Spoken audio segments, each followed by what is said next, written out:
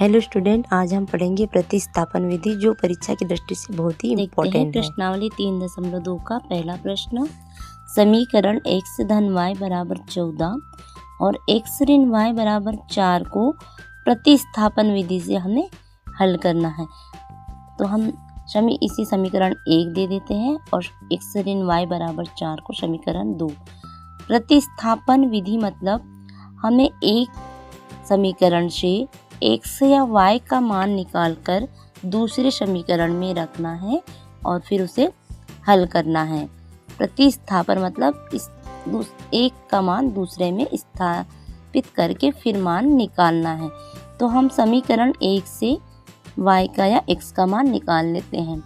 तो हम इससे x का मान निकालेंगे। यदि x का मान निकालेंगे तो y को इधर पक्षांतर कर देते हैं।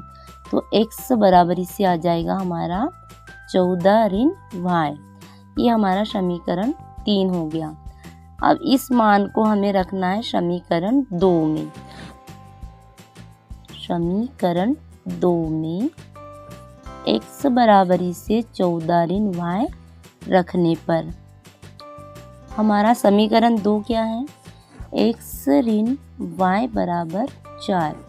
तो हमें x के स्थान पर 14 ऋण y रखना है। तो x है हमारा 14 ऋण y और ये y जैसा का वैसा बराबर 4। ऋण और ऋण धन हो गए तो 14 बराबर ऋण 2y बराबर 4। 14 का हम इधर पक्षांतर कर देते हैं तो ऋण 2y बराबर से 4 ऋण 14। ऋण 2y बराबर से 14 में से हमें 4 को माइनस करना है। तो हमारा बचेगा ऋण 10। ऋण और ऋण हमारा धन और y बराबर से जो ये 2 है ये 10 के बटे में आ जाएगा। 2 से 10 कट जाएगा हमारा 5 बार। तो y का मान आ गया हमारा 5। अब इस मान को हमें समीकरण नंबर 3 में रख देना है। तो हमारा x का मान निकल जाएगा। तो हम रख देते हैं y बराबर से 5 समीकरण 3 में रखने पर।